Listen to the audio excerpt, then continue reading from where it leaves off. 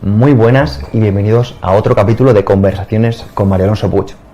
Mi nombre es Pedro Ibar y soy director del programa Emotion Me y CEO de proyectos como Diario Estoico y Programación Neuromotriz, ambos enfocados en el crecimiento personal y el proyecto relacionado con la salud. Es para mí todo un placer hacer esta presentación en la que tengo la oportunidad de una vez más estar con una de las personas que más admiro, una de las personas que más me ha ayudado en mi crecimiento personal, que no es otro que el doctor Mario Alonso Puig, eminente cirujano, eminente escritor, conferencista y una persona que si le das la oportunidad de dedicarle un tiempo, estoy seguro de que te va a sumar a unos niveles que muy pocas personas pueden haberlo conseguido. Muchas gracias, Pedro. Gracias por esa presentación tan bonita y tan cercana. Quiero compartir a las personas que están aquí con nosotros que yo a ti voy a tomarme la libertad por favor, esta cercanía que me has permitido en esta ocasión. Claro que sí, faltaría. De decir cómo llegué a ti, Mario, y tuve la oportunidad de, en una de esas ocasiones en las que concedes entrevistas a distintas personas, le concediste una entrevista a Jesús Sierra. Jesús Sierra te preguntó sobre los mecanismos fisiológicos del miedo, hablaste de la amígdala, hablaste de distintos temas y a partir de ahí mi mente empezó a percibir una realidad muy distinta a la que yo estaba acostumbrado. Empecé a conocerme a través de unos medios y unos caminos que antes nunca habían sido explorados en mi persona. Eso solo abrió la posibilidad de querer saber más sobre ti, querer saber más sobre tu trabajo, estudiar tanto tus conferencias como tus libros que he leído y he releído, y libros que me han inspirado, que me han hecho entenderme, comprenderme y transformarme. Entonces, creo que lo que tenemos preparado hoy puede ayudar mucho a las personas porque vamos a poner un poquito en perspectiva. Yo tuve la oportunidad de entrevistarte para mi programa Emotion Me, un programa que ya tiene varios millones de reproducciones entre los canales en los que está reproducido. Y trataste temas que si yo ya creía que tenía un cierto desarrollo personal y ciertos temas que yo creía conocer, me di cuenta de lo realmente vacío que estaba mi vaso en comparación con todo el conocimiento que tú aportaste. Temas que quiero destacar en el comienzo de este episodio, como por ejemplo, hablaste del poder que tenían las palabras y que no sencillamente eran términos vacíos. Hablaste de que las emociones no son reacciones y cosas que nos pasan, sino que son creaciones. Y hablaste de algo que personalmente cambió mi vida personal a nivel de las relaciones que he tenido, en el sentido de que amar no es conceder, sino que amar es transformar. Es por eso por lo que estar aquí y los temas que tenemos para hoy, para esta audiencia que ha escogido este ratito de su tiempo para pasarlo con nosotros, va a ser, creo que, un antes y un después. Ojalá. Muchas gracias, Pedro. La verdad es que si nosotros tuviéramos un conocimiento un poquito más profundo de ciertos temas vitales, tendríamos la capacidad real, no es una utopía, es una realidad, de distinguir una realidad que está oculta, que está velada. Hace muchos años, hablo de miles de años atrás, los hindús hablaban de Maya, para referirse al gran espejismo. Espejismo viene de la palabra, está conectado con la palabra espejo. Nosotros cuando nos miramos creemos que estamos viendo quiénes somos. No es así. Estamos viendo quienes creemos que somos y en base a eso actuamos. Cuando nosotros trascendemos, vamos más allá de este espejo, más allá de Maya, nos encontramos con una realidad que es realmente hermosa. Es la realidad que define nuestra esencia, nuestro verdadero ser, nuestra naturaleza. Entonces vivimos atrapados por ese espejismo. Cuando una persona es más consciente de su verdadera dimensión, de su excepcional grandeza, inevitablemente empieza a irradiar algo. Y ese irradiar produce un impacto a nivel muy profundo en otras personas que es la base de la transformación. Entonces, a mí cuando me preguntan cuál es la diferencia entre un cambio y una transformación, para mí una transformación es un cambio muy especial. ¿Por qué especial? Porque es un cambio radical. ¿Qué quiere decir radical? En la raíz. Si tú no llegas a la raíz, no puedes hacer una transformación. Entonces, todo lo que realmente en esta conversación puede ayudar a las personas que están, como muy bien dices tú, con nosotros explorando estos temas, todo lo que les pueda ayudar es que para nosotros es una maravilla, porque en el fondo todos somos peregrinos en este camino apasionante y a la vez lleno de dificultades, de obstáculos, desafíos que es la vida, ¿no? Y nos podemos ayudar mucho unos a otros. Bueno, sobre todo si tenemos la voluntad de querer hacerlo, como es un poco la característica de las personas que tienen la oportunidad de darse a sí mismos ese espacio, de decir, venga, me voy a permitir, ¿no? Porque a veces creo que si no me falla un poquito los cálculos, las personas no tienen realmente dificultades en adquirir los conocimientos. Quiero decir, los conocimientos muchas veces están a golpe de clic. Sin embargo, lo que realmente dificulta a las personas es la voluntad de querer, el querer darse la oportunidad de cambiar.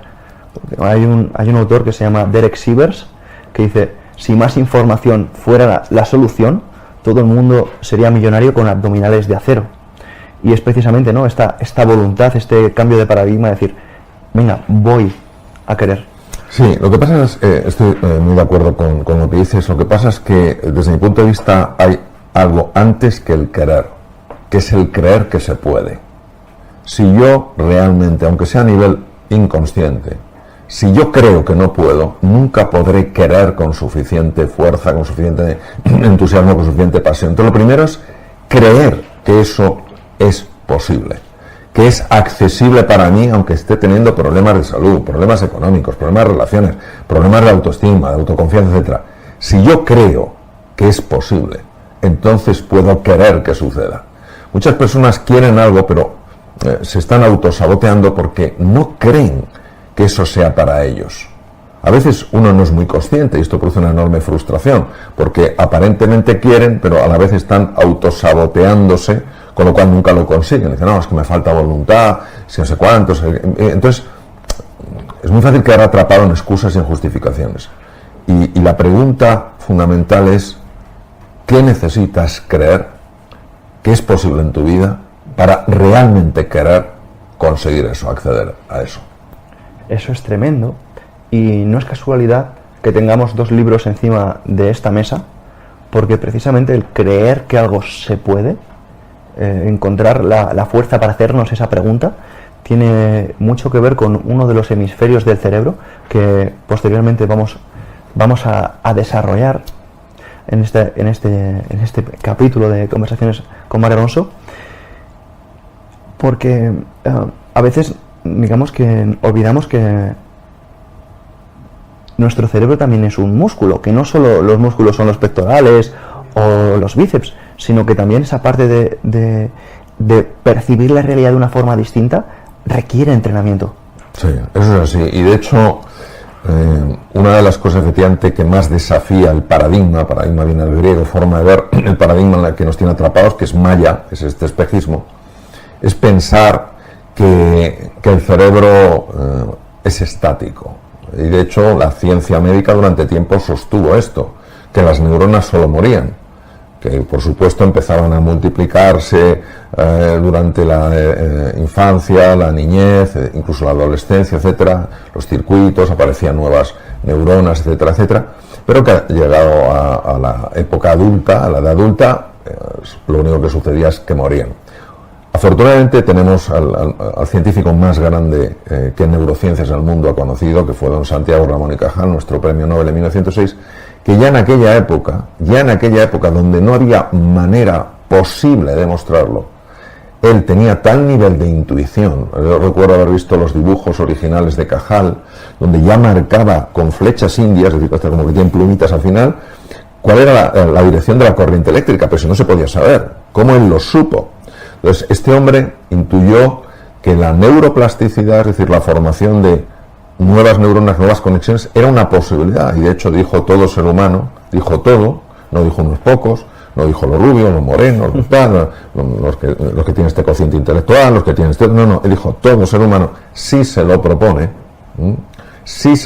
él hablaba del compromiso, de la perseverancia, si se lo propone, puede ser escultor de su propio cerebro. Cuando se descubrió por casualidad, fue en el Karolinska en Estocolmo, que realmente se forman nuevas neuronas, lo cual rompía el velo de malla, rompía el paradigma. ¿Cómo es posible? Esto fue un hallazgo casual, es un estudio muy interesante. Se descubrió con timidina marcada que aparecían nuevas neuronas cuando esa timidina no podía estar en células que no fueran nuevas. Pues ¿cómo es posible si son neuronas?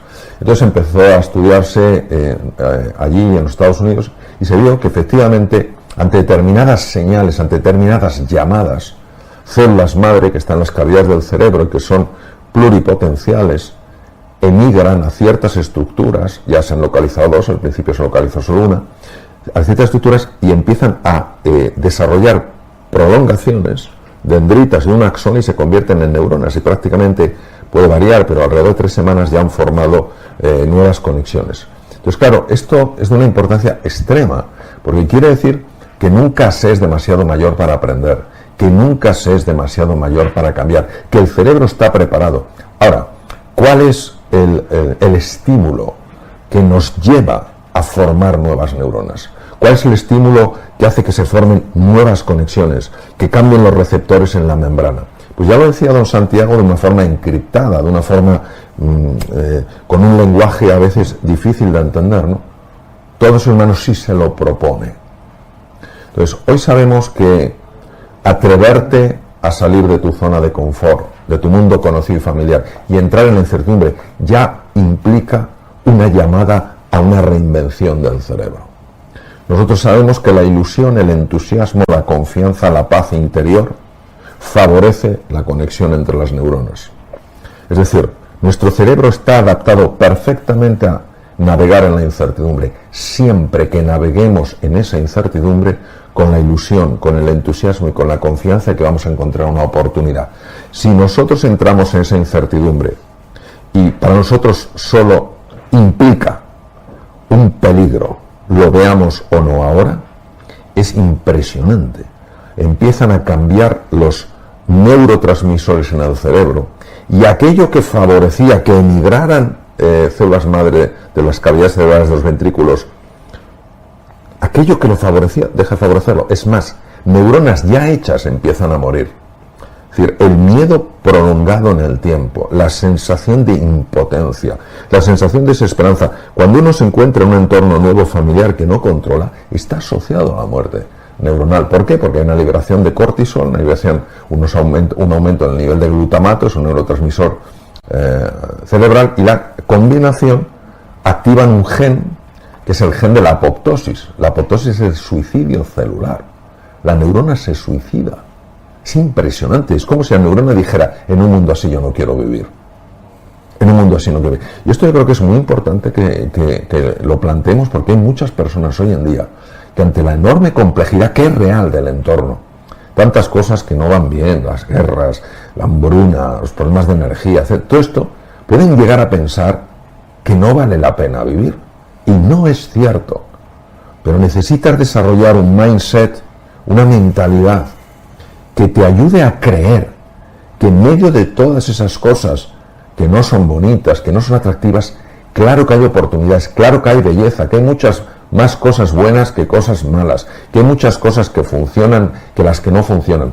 Entonces, cuando tú empiezas a hacer ese cambio de interruptor, cuando tú realmente empiezas a abrirte a la posibilidad de que haya algo extraordinario que puede suceder, fíjate qué impresionante, la neurona ya no se suicida, no se activa el gen de la apoptosis, empiezan a liberarse hormonas como la dopamina, como las endorfinas, como la serotonina, como la oxitocina, etcétera, y por supuesto BDNF, que es un Brain Derived Neurotrophic Factor, que es un factor para que crezcan neuronas, IGF, factor proinsulínico, para favorecer también que el cerebro funcione bien, VEGF, factor de crecimiento endovascular, para que se formen nuevos vasos en el cerebro. Es decir, estamos reinventando nuestro cerebro precisamente para adaptarse a esa nueva situación. Y entonces claro que puedes ver la oportunidad Por eso hay que tener mucho cuidado en no caer en esa posición de las circunstancias son lo único que cuentan. El gran filósofo español José Ortega y Gasset tiene frases para mí espectaculares. Yo soy yo y mis circunstancias. Él no dijo yo soy mis circunstancias. Pero si yo soy mis circunstancias, cuando las cosas me van bien, fantástico. Cuando me van mal, a depresión. Pero bueno, bien, es como una montaña rusa. ¿Quién quiere vivir así? Posiblemente pocas personas. Pero dijo, yo soy yo y mis circunstancias. Es decir, lo que yo haga, mi disposición a cómo vivo las circunstancias, claro que cuenta. Pero fíjate, él tampoco dijo yo soy yo, mis circunstancias no cuentan. Eso es propio de la arrogancia, de la soberbia. No, yo no tengo ningún problema, a mí ya me puede venir lo que sea, que voy a ir de cine. No, nosotros tenemos nuestra fragilidad y hay que abrazar esa fragilidad, no intentar esconderla o negarla, porque todos la tenemos, es algo que compartimos, ¿no? Entonces, yo creo sobre todo mandar un mensaje de ilusión y un mensaje de esperanza. Y eso, si pensamos que necesariamente nos tiene que venir de fuera claro que nos va a ayudar. Oye, si a mí en Navidades me toca la lotería, pues es una ayuda estupenda, claro que sí. Pero pensar que toda nuestra alegría, nuestro entusiasmo, nuestra confianza, nuestra paz interior va a depender del exterior es aceptar algo que no es real, que es que yo no soy libre para elegir cómo quiero relacionarme con eso que me pasa. Entonces, ojalá eso sea fundamentalmente uno de los mensajes, Pedro, que podamos dejar y que podamos nosotros también vivir. Sin ninguna duda. Quiero confesar una cosa que puede dar apoyo a todo lo que estás comentando. Es una vivencia personal. Y a diferencia de lo que muchas personas puedan creer, un poco por la capacidad que tengo de citar autores o a lo que me dedico y los proyectos que gestiono, yo nunca he sido un estudiante que ha destacado. De hecho, yo he sido el estudiante que estudiaba un montón para sacar 5 o 6 y... Bienvenido al club. Eso no me lo esperaba. En el colegio igual, en la universidad no, pero en el colegio igual. Sí. Yo obtuve una matrícula de honor en todo el colegio. La obtuve con 9 años, pero nunca la he olvidado, eso sí. En la universidad fue distinto, en la universidad sí que saqué buenas notas. Qué bueno, fascinante.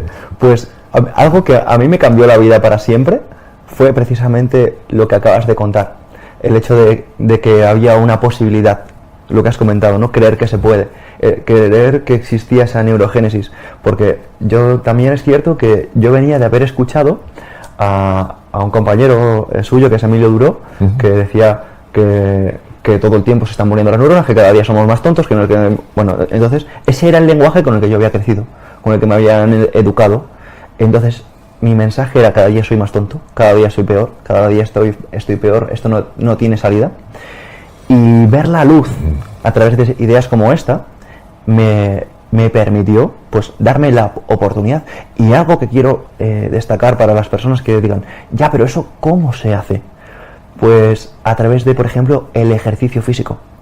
Sí. La práctica del ejercicio físico se ha demostrado que aumenta la neurogénesis, que incluso cuando hacemos actividades que nos requieren, imagínate una coordinación, una lateralidad, sí, manejar distintos instrumentos, incluso coordinarnos en una carrera, sí, nos está obligando a que nuestras neuronas se reproduzcan, que trabajen mejor, que generen más sinapsis. Entonces, ¿cómo puedo empezar, no? Sí. Pues moviéndote. Sí, no, yo lo comparto. Emilio, yo no le conozco personalmente, pero tengo muy buenas referencias. Es una persona extraordinaria, un magnífico comunicador.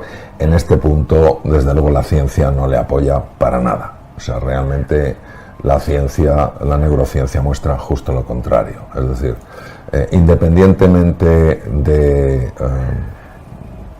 lugares de nacimiento, edades, todo ser humano tiene la capacidad de reinventarse y de transformar su cerebro. Respecto al tema del ejercicio, vamos a ver. Los griegos, o sea, hace 2500 años algo sucede en el mundo. Por un lado tenemos la cultura griega, personas de la talla de Sócrates y Platón, verdaderos místicos, verdaderos sabios, personas que comprendieron la dimensión profunda de la realidad. Cuando Platón habla del mundo de las ideas, está hablando de algo que no es lo que nosotros conocemos como ideas. yo tengo una idea de qué voy a comer hoy, qué voy a cenar hoy. No. Él habla de una realidad mucho más profunda, de algo mucho más sutil, de algo mucho más hondo.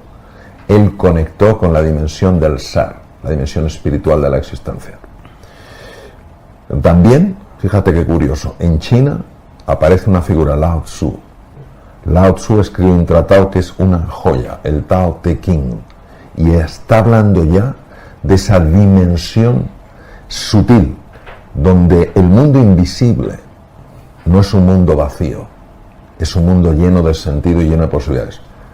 Y en la India tenemos ni más ni menos que al príncipe Gautama Siddhartha, conocido como Sakyamuni Buda, que también entendió perfectamente cómo nuestra mente está atrapada en el velo de Maya y lo que hay que hacer para salir.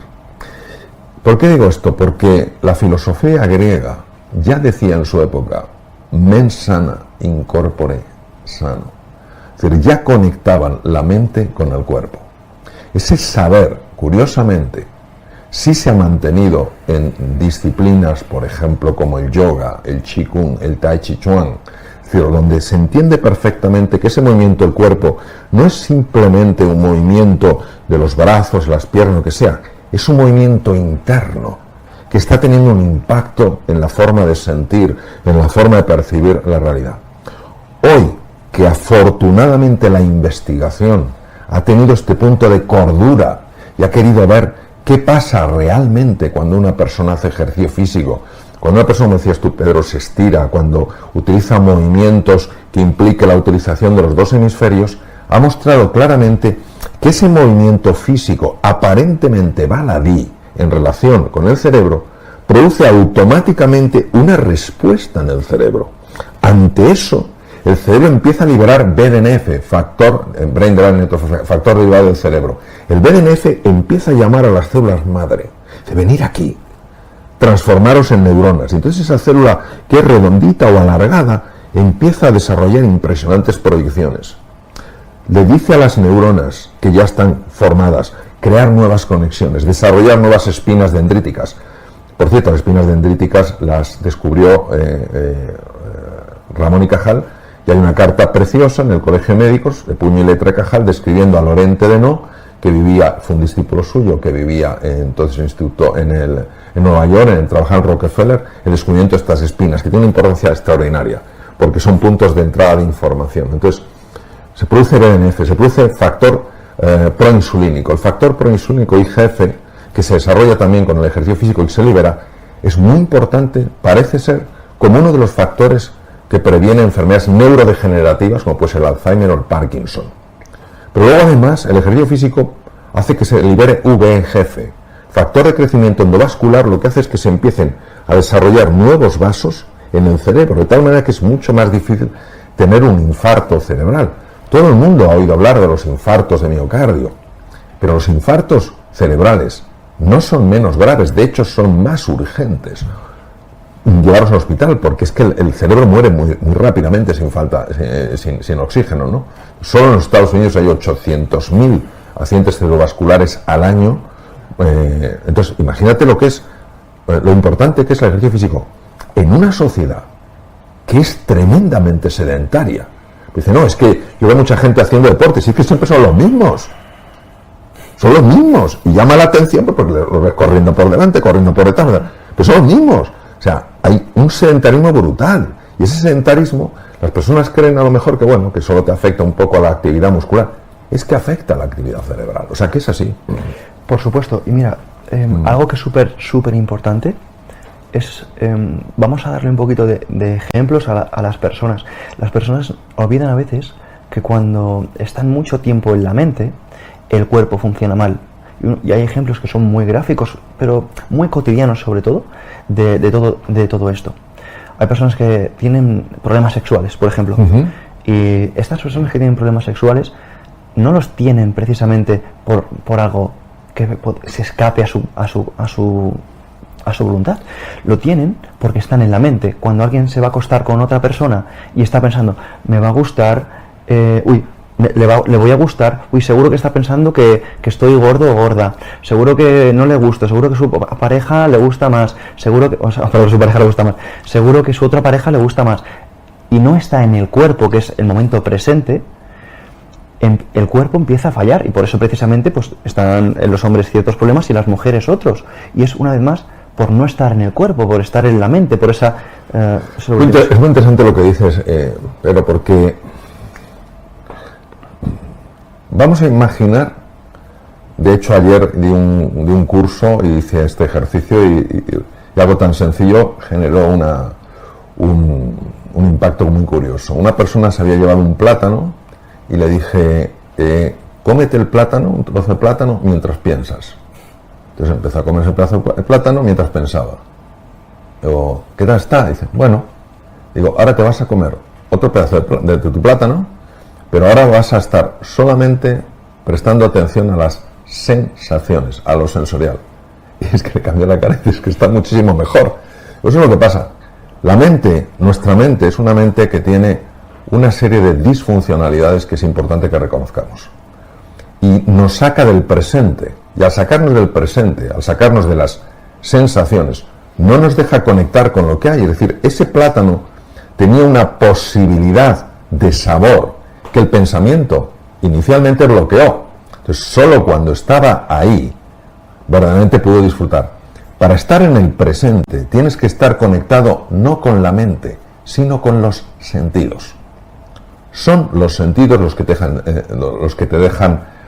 conectan con el presente. Pero es muy curioso, porque nosotros tenemos la sensación de que los sentidos dan lo que dan. No es verdad. Los sentidos pueden dar mucho más de lo que dan, pero no pueden dar más de lo que dan si no estamos en el presente. Totalmente. Y me gustaría enlazarlo con la filosofía estoica y curiosamente con Epicteto, que decía, te conviertes en lo que prestas atención, porque, y es algo que no sé si podemos acatarlo, ¿no? o tratar de poder cogerlo en este capítulo, y es un poco la conexión con el alma, porque me parece que es realmente formidable para que tenga su propio espacio. Pero a mí me gusta decir que tu atención es tu conciencia y tu conciencia es tu alma. No es lo mismo ver que observar, porque observar es prestar atención, o sea, poner el alma en la mirada. No es lo mismo oír que escuchar, porque escuchar es poner el alma con atención, o sea, con la persona que te está hablando, o escuchando el entorno. Y no es lo mismo tocar que sentir, porque lo que tú transmites, lo que tú percibes, va mucho más allá del sentido, que es la intención, que es el desde dónde. Pero a veces lo que sucede es que las personas en este mundo tan cotidiano, tan egoico, tan mental, están más en la mente que en el cuerpo, e incluso ideas que son que yo creo que son muy bonitas, a veces se desechan porque no son científicas. Tú no puedes hablarle a alguien del alma sin que te diga, ya, pero ¿qué estudio hay del alma, no? Vale. Vamos a ver. Vamos a tomar tres filósofos estoicos. Vamos a tomar Marco Aurelio, vamos a tomar Epicteto y vamos a tomar Séneca. ¿Qué nos dice Séneca? Por ejemplo, Séneca nos dice que no nos dan miedo las cosas porque sean difíciles. Son difíciles porque nos da miedo hacerlas. Entonces, es el primero que empieza a describir algo verdaderamente notable. Yo veo algo y es lo que me da miedo. No. Él está hablando de que no es una reacción, que es una creación. Entonces, es uno de los que empieza, lógicamente, a ver claramente y a transmitir en su lenguaje una realidad que hoy en día tiene un peso extraordinario. Marco Aurelio, ¿no? Aceptar aquello que no puede ser cambiado. Cambiar aquello que puede ser cambiado y conocer la diferencia. Ya nos está hablando de la importancia de la aceptación, de asumir realidades aunque sean complejas, en lugar de enfrentarnos, resistirnos a la vida. Y Epicteto para mí, que desde luego es el que a mí más me ha llegado al corazón, no vemos el mundo que es, vemos el mundo que somos. Entonces, no cabe duda que estos filósofos, claro, los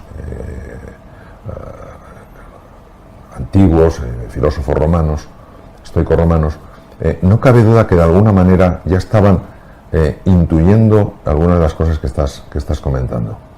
Vamos a ver, yo para poder ver, primero tengo que mirar. Si no miro, no veo. Yo si no miro hacia atrás no veo lo que hay detrás. Yo para poder oír, primero tengo que escuchar. El problema que tenemos es que nosotros no miramos como creemos que miramos. Es decir, cuando yo miro algo, creo que estoy mirando ese algo. No, no. Estoy mirando a través de un filtro, que son mis creencias, que son mis supuestos, que son mis experiencias previas. Y eso limita y distorsiona la realidad que tengo delante. Entonces, lo primero que hay que hacer es descubrir cómo mirar de verdad.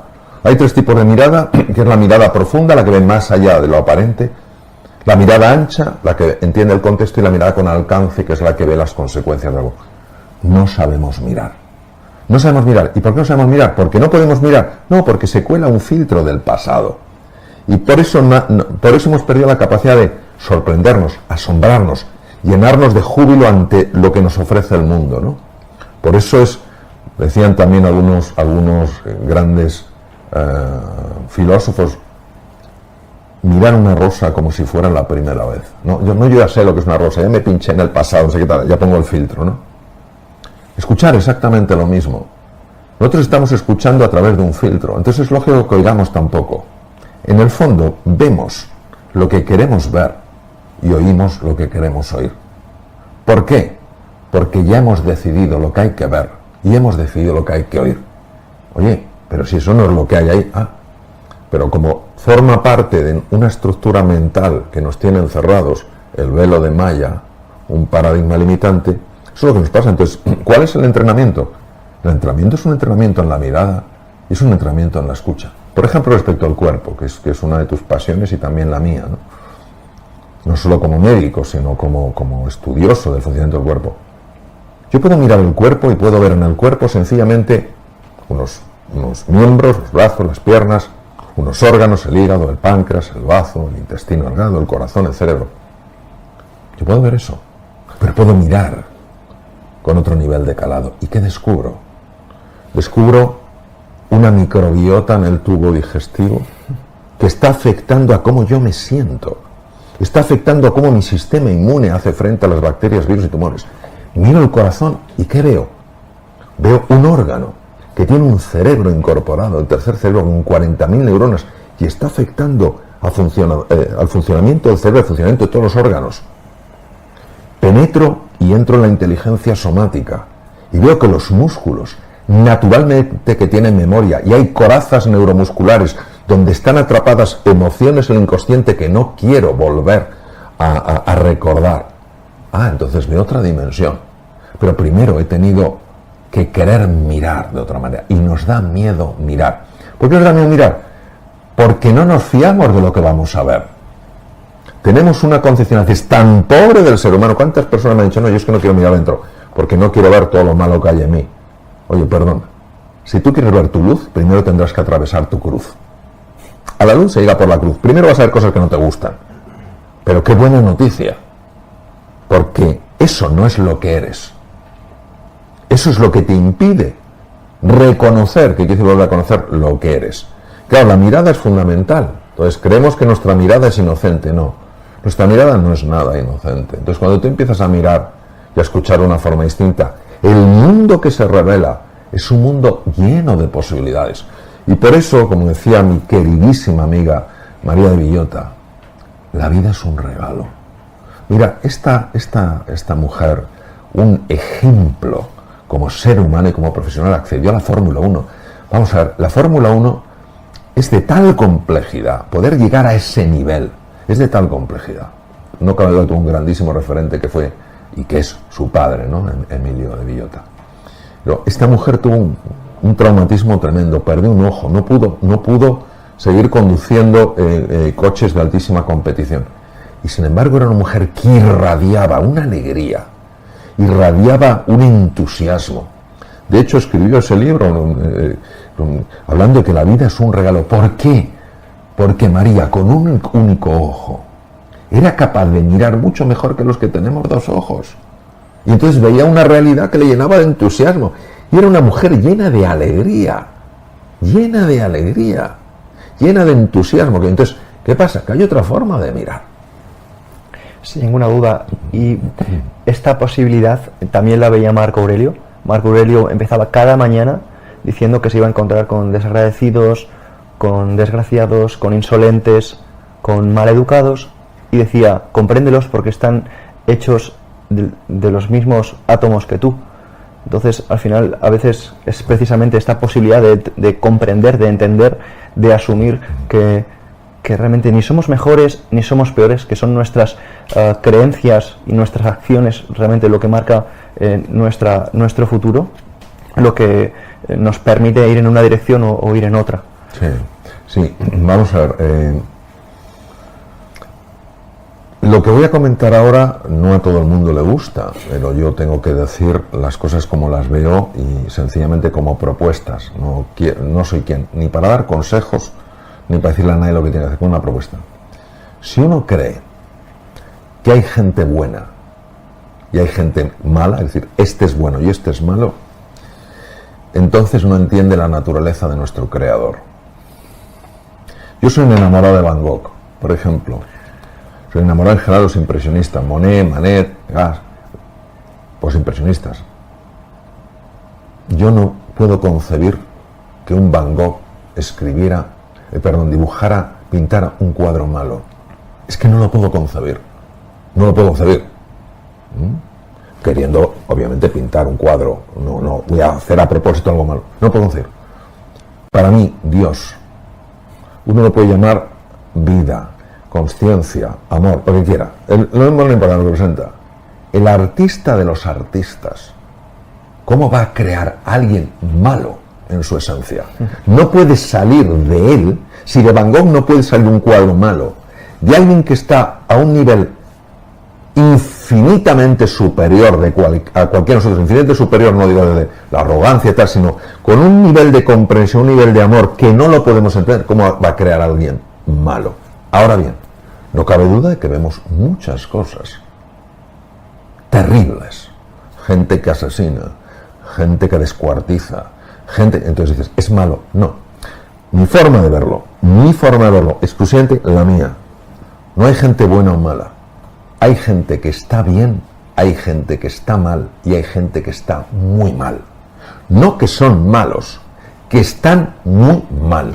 Y cuando una persona está muy mal, hace cosas muy malas, ¿esto por qué es importante? Para intentar, sin que tenga obviamente que dejar de haber unas consecuencias por el daño que se hace, las tiene que haber. Lo siento mucho, usted ha hecho esto tiene unas consecuencias. Sin esto, o sea, sin quitarle el sentido a esto, sí, un poco en la línea de Marco Aurelio. Si todos estamos hechos de la misma esencia, si todos somos hijos de quienes somos, tú no vas a ir a herirle, a dañarle. Intentarás que haya una corrección. Tiene que haber unas consecuencias por el daño. Esto es fundamental porque el ser no puede ser malo. No puede ser malo. No puede ser malo. Y justo para darle más peso, Epicteto decía, de la misma manera que no pones una diana para errar en el tiro, no existe en el universo naturaleza del mal.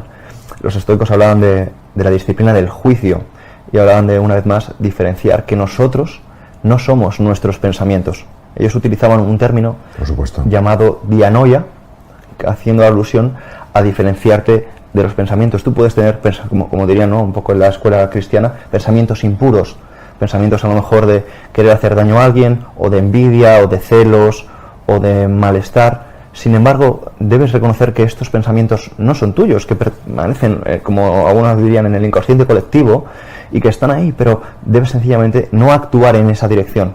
Reconocerlos precisamente no como algo malo que hay dentro de ti, sino como algo que te da la oportunidad de elegir. Vamos a utilizar una analogía que es pobre, pero que nos puede servir, que es que la mente, imaginemos que la mente fuera un ordenador. Quiero que nos imaginemos el ordenador más sofisticado del mundo mundial, un ordenador con programa que utilice tecnología cuántica.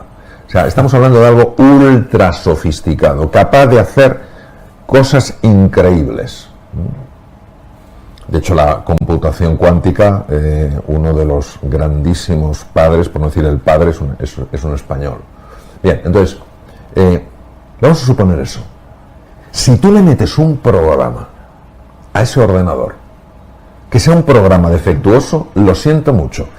Ese ordenador potencialmente puede hacer cosas espectaculares, pero va a responder al programa. Y si lo que te da es muy pobre, no le eches la culpa al ordenador.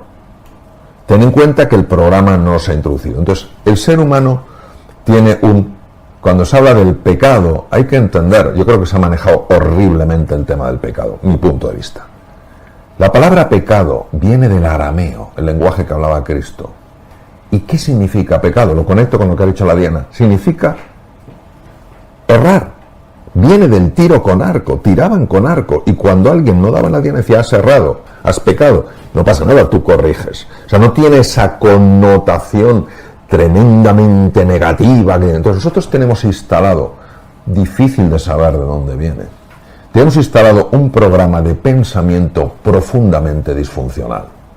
Ese programa de pensamiento produce una serie de sentimientos y produce una serie de emociones en el cuerpo. Entonces, nosotros no somos lo que pensamos, pero sí somos responsables de lo que pensamos. Yo no soy lo que pienso. Mi esencia no se puede definir ni a lo que pienso, ni a lo que siento, ni a mi cuerpo. Pero de la misma manera que yo soy responsable del cuidado de mi cuerpo y no inflarme a azúcar o inflarme a grasas saturadas y tomar algo que sea saludable, y soy responsable, también soy responsable de mis pensamientos. Porque los pensamientos crean forma en algún nivel. O sea, todo pensamiento es energía. Nuestra mente tiene como ese computador tiene una capacidad tremenda. Entonces, si el pensamiento que tengo es un pensamiento disfuncional, yo voy en mi conexión con el mundo real, no el mundo real, el mundo físico, el mundo que se mueve, las dimensiones tiempo y espacio, voy a tener un impacto completamente distinto a si yo gestiono mi pensamiento y digo, ¿por qué estoy juzgando a esta persona si ni siquiera la conozco? ¿Por qué la estoy rechazando si no sé sus heridas? ¿Por qué ya la estoy tratando como si fuera mala? ¿Por qué no exploro un poco? ¿Por qué no me intereso más? Entonces, en ese momento, ese pensamiento no solamente es que tiene un impacto en mi forma de sentir y de conectar con esa persona, es que tiene también un impacto en las circunstancias. Einstein lo vio muy bien. ¿Qué ha pasado? Ha habido científicos que esto lo han visto con una claridad. ¿Por qué no lo han dicho con la misma claridad? Lo han dicho con una enorme claridad, lo han tenido que decir un poquito encriptado, no sea que en su época alguien dijera, este se ha ido a la pinza. ¿Qué dijo Albert Einstein? La separación que vemos entre el mundo interior y el mundo exterior es una pura alucinación de la conciencia. Es decir, lo que yo pienso no se queda en una cosa que se la lleva al viento. No. Lo que yo pienso tiene un tipo de energía, un tipo de vibración, y eso va a producir un tipo de efecto. Y si ya es un pensamiento colectivo, pues ya está. El propio Einstein decía que el problema del ser humano no está en la bomba atómica, ahora que nos preocupan obviamente tanto, siempre nos han preocupado, pero quizá más ahora el tema de las guerras y todo el tema nuclear. El problema del ser humano está en su corazón. Por tanto, la solución también está ahí. Entonces, yo creo que sí somos responsables de lo que pensamos. Mario, ha llegado el momento de introducir, porque creo que esto nos ha servido de que las personas generen un poco de perspectiva de qué queríamos transmitir. Y creo que con la analogía que has utilizado de una computadora cuántica y un software, podemos introducir a lo que es Resetea tu mente. Sí, Resetea tu mente es un libro, es el último libro que escribí, es un libro para mí especialmente querido porque respondía a un desafío de enorme envergadura, que era conectar el mundo más físico de la neurociencia con el mundo más metafísico, el mundo más espiritual, ¿no? Y hacerlo siguiendo al gran descubridor, el profesor Sperry, que ganó el Premio Nobel de Medicina en 1981, y a Michael Gazzaniga, que bueno, yo personalmente creo que les tenían que haber dado el premio a los dos. Él trabajaba con Sperry, bueno, a él no le galardonaron con el premio Nobel, nadie le quita ser uno de los neurólogos más grandes que existe en el mundo. Entonces, ellos descubrieron que el cerebro humano, los dos hemisferios que tenemos, el izquierdo y el derecho, descubrieron que obviamente en cuanto a movimientos, pues el lado izquierdo mueve el lado derecho del cuerpo, el derecho el lado izquierdo del cuerpo, etcétera. Entonces estas cosas pues más o menos hacen lo mismo, pero en lo que son funciones superiores del cerebro funcionan de una manera diferente.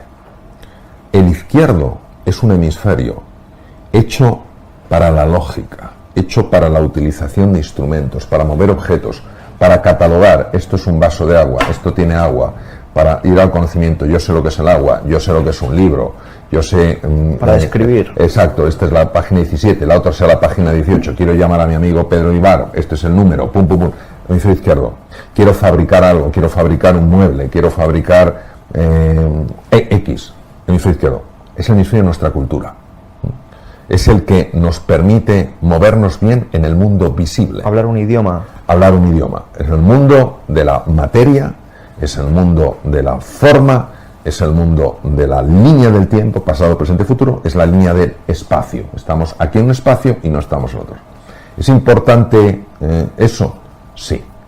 No cabe duda que es importante para moverse en este mundo material, espacial y temporal. Y por supuesto, como decías tú, en un mundo del lenguaje. El hemisferio izquierdo es el hemisferio del lenguaje. El otro hemisferio es el gran olvidado, el hemisferio derecho. Es la puerta al inconsciente, es la puerta al misterio, es la puerta al mundo sutil, es la puerta al mundo invisible, es la puerta a una conexión con el cuerpo radicalmente distinta. De hecho, el hemisferio izquierdo solo tiene contacto con lo que sucede en el hemicuerpo derecho, mientras que el hemisferio derecho tiene contacto con lo que sucede en el derecho y en el izquierdo, en los dos. Es el mundo mucho más conectado con las emociones. Es el mundo de la intuición, es el mundo del descubrimiento, es el mundo de la comprensión profunda, de la perspectiva, de la conexión entre las cosas, de la creatividad, cuya base es la imaginación. Ese es el mundo. ¿Qué ocurre? Que muchas de las cosas que el hemisferio izquierdo no quiere conocer, no quiere saber, no quiere aceptar, las larga al hemisferio derecho, como si fuera un basurero, y luego desconecta. ¿Qué ocurre? Que claro, están enfrentados. Nosotros cuando nacimos, cuando éramos pequeñitos, la conexión entre los dos hemisferios era una conexión, pero clarísima. Pero el elemento cultural, el tipo de cultura que tenemos, va separando los hemisferios. Entonces el hemisferio derecho es el gran olvidado. Cuando precisamente es el hemisferio creado por la naturaleza para manejarnos en la incertidumbre. En la incertidumbre yo no conozco las cosas. Yo tengo que tener esa apertura a descubrir. Este es el que enjuicia, este es el que descubre. ¿Es que solo es importante este? No, son importantes los dos. Pero cuando los dos se conectan, imagínate el potencial que aflora, ¿no? Entonces, ese es el problema, que el programa mental que tenemos, esa programación de esa computación cuántica que serían los dos hemisferios, uno de los defectos o los problemas que genera es que produce una lateralización hemisférica, es decir, divide a los dos hemisferios. Y este se convierte no solo en el predominante, sino más en el arrogante. Con lo cual muchas veces las intuiciones las despreciamos. Llegamos ya con ideas fijas, con juicios, incluso con prejuicios, y no con una mente exploradora, con una mente dispuesta a descubrir. Y se podría ver estos hemisferios como músculos. O sea, al final nosotros cuando nacemos, esos músculos están por igual, ¿no?, desarrollados. Sin embargo, cuando comenzamos a ir al colegio, en su mayoría empezamos a desarrollar uno de ellos, ¿no?, que nos enseñan a escribir. El izquierdo. A ver, entonces empezamos a desarrollar el izquierdo y el derecho se queda como descompensado. Sí, totalmente. Vamos a suponer, un músculo hay que darle de comer. El músculo come glucosa, come cuerpos cetónicos, etcétera. Entonces vamos a suponer que esto efectivamente fuera un músculo hemisferio izquierdo y un músculo hemisferio derecho. Entonces, inicialmente cuando somos pequeñitos se alimenta a los dos. A este se alimenta con lenguaje, con números, con letras, con lenguaje, etcétera, etcétera. Y al hemisferio derecho se le alimenta con música, con movimiento, con juego, con diversión, con encuentro, etcétera, etcétera. Y entonces llega un momento en el que, si nos damos cuenta, en el sistema educativo empieza solo a alimentarse el lado izquierdo. la lengua, las matemáticas, no sé qué, y al lado derecho se olvida y parece que no, la música, esto para el que le guste, no sé qué, pero bueno, esto es en tu tiempo libre, no sé qué, todo lo que es la poesía, todo esto parece que son pues tontunas, pues no lo son, porque eso es alimento al hemisferio derecho. Eso es alimento al hemisferio derecho. El dibujo, la expresión de la creatividad, el juego. Yo he tenido la experiencia personal en programas que he tenido, por ejemplo, con ingenieros que están muy conectados con el hemisferio izquierdo, de que se abra el hemisferio derecho, y me ha llegado a decir un ingeniero, nunca había experimentado nada igual en mi vida. Porque cuando los dos hemisferios se conectan, se produce la unificación de la consciencia. Es decir, no solo es que ahora puedo moverme bien en el mundo temporal, material, etcétera, y ahora también en un mundo más sutil. No, es que aparece algo nuevo. Cuando el oxígeno y el hidrógeno se unen, no aparece las cualidades del oxígeno y el hidrógeno, no aparece algo nuevo. Bueno, aparece el agua, que es la molécula de la vida. Entonces, ¿qué quiero decir? Que la unificación de la consciencia no es sencillamente, bueno, ahora tengo esto y también tengo esto. Es que ahora sale algo diferente. Recuerdo esa persona que bueno, la emoción que describía era espectacular, ¿no? Había visto algo, vamos, me llegó a decir, se lo he contado a mi mujer porque nunca había vivido nada igual. Entonces, esto es lo que nos estamos perdiendo, Pedro. Y podemos ver lo que nos estamos perdiendo, pero vamos a observar qué estamos teniendo, porque no nos estamos dando cuenta, y por eso quiero traer un ejemplo muy cotidiano de lo que sí que estamos teniendo no desarrollando el hemisferio derecho. Hace poco estuve con la madre de un amigo y me contaba, es una persona más excelente, es profesora de universidad, es una persona que habla varios idiomas, es una persona muy preparada, y sin embargo es una persona que estaba muy triste, estaba muy infeliz porque sufría por el trato que tenían la pareja de uno de sus hijos, y luego por otro lado, curiosamente, la relación que tenía su pareja, su marido, con su madre, o sea, la relación que tenía y demás, ¿no? Y era una persona que estaba yo analizándola después de haber leído y releído su libro Resetea tu mente, y la estaba observando como una persona muy metida en el hemisferio izquierdo, una persona que sí era muy buena a nivel descriptivo, analítico, digamos en todo lo que es literal, y evidentemente la consecuencia de ello es que vivía muy en el juicio. Es que esto está bien, es que esto está mal, esta persona no debería ser. Sí, debería, sí. Eso sí, el hemisferio izquierdo es el hemisferio dominante en nuestra sociedad, en la sociedad occidental, es el hemisferio fundante del ego humano, es el hemisferio del juicio, es el hemisferio del prejuicio, y aporta cosas muy válidas y nadie lo quita, pero al no tener el input del hemisferio derecho, pierde la capacidad de explorar, pierde la capacidad de preguntar con verdadero interés y curiosidad, pierde la capacidad de escuchar. Entonces, ¿qué pasa? Que no puede entender los contextos. O sea, el hemisferio derecho es el que entiende los contextos. O sea, ¿por qué hay esa relación tan difícil entre su marido y la madre de ella? ¿Por qué hay esa relación? Entonces, entras en un juicio. Esto no debería ser así. Desde los deberías y los tendrías es que no resuelves nada, porque entra la culpa, y la culpa no resuelve nada. Solo la comprensión profunda permite ver la raíz de la situación. Eso no puedes llevarlo a cabo si no tienes un hemisferio derecho que esté funcionando de una forma adecuada. Así es, y precisamente, una vez más, creo que también nos ayuda mucho la conexión con el cuerpo. Sí, claro. Porque el cuerpo nos permite creer que somos capaces de lo que antes no éramos. Hay personas que realmente, esto me pasa a mí en mi profesión, no se atreven porque dicen, buah, esto no es para mí, es que esto es muy difícil, es que yo nunca voy a estar en forma, es que mi genética es determinada. Sí. Y claro, eso también es hemisferio izquierdo. Sí. El hemisferio derecho es el hemisferio del cuerpo, porque el cuerpo es el inconsciente, como lo describió perfectamente la doctora Candice Pert. Para mí el hemisferio derecho y el cuerpo forman una gran unidad. Por eso el hemisferio derecho, por supuesto que se potencian los movimientos corporales. Entonces el hemisferio derecho tiene tal conexión con el cuerpo que al final forman una unidad funcional. Por eso el hemisferio derecho tiene que conocer lo que pasa en los dos lados del cuerpo. No es que al hemisferio izquierdo le traiga sin cuidado, pero él solo recibe información de un lado. Qué curioso que el derecho reciba de los dos lados y el izquierdo solo de uno, ¿no? Como si el derecho estuviera mucho más, no como si, es que está mucho más conectado con el cuerpo. Entonces, El cuerpo y el hemisferio derecho es una unidad funcional porque el hemisferio derecho es la entrada al inconsciente. De hecho, en la meditación, en el mindfulness, por ejemplo, el mindfulness, ¿qué es lo que haces? En el mindfulness, fundamentalmente, lo que buscas no es parar los pensamientos que emergen de la mente izquierda. Simplemente dejas de prestarles atención. Dejas de prestarles atención. Es como si te sumergieras bajo el mar, las olas siguen estando, pero no te arrastran. Y entonces empiezas a conectar a través de tus sentidos con tu cuerpo, respiración, sensaciones del cuerpo, etc.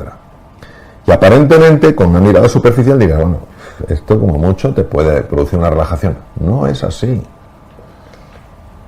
A medida que tu cuerpo va deshaciéndose de las corazas neuromusculares y se va relajando, tú vas entrando en otra dimensión y de repente, y lo digo por experiencia, de repente empiezas a ver cosas que no conocías de ti mismo.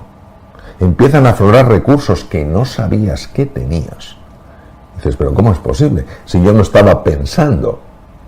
¿Quién ha dicho que solo se conoce a través del pensamiento?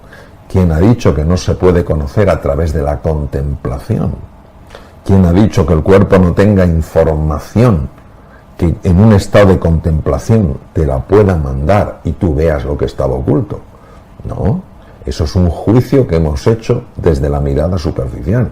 La evidencia muestra que a través de la práctica de la quietud, de la serenidad, de la contemplación, del mindfulness, del shamatha, de vipassana, de cualquier forma de quietud, tú puedes tener experiencias profundamente transformadoras. Volvemos al comienzo. ¿Transformadora por qué?